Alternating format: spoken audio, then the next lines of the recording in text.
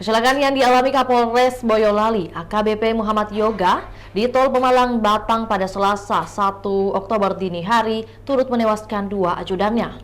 Kepergian Rio ini pun meninggalkan duka yang cukup mendalam bagi keluarga dan calon istrinya.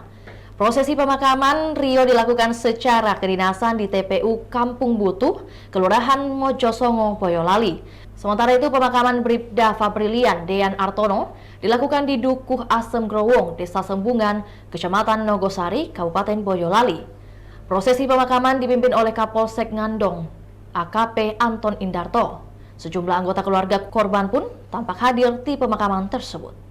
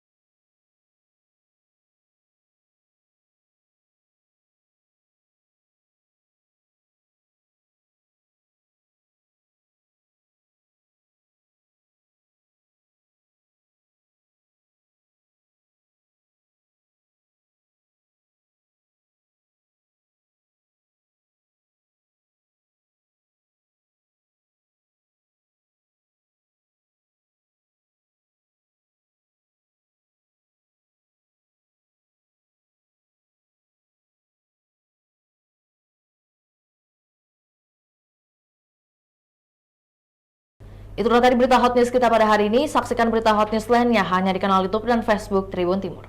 Download Tribun X sekarang, menghadirkan lokal menjadi Indonesia.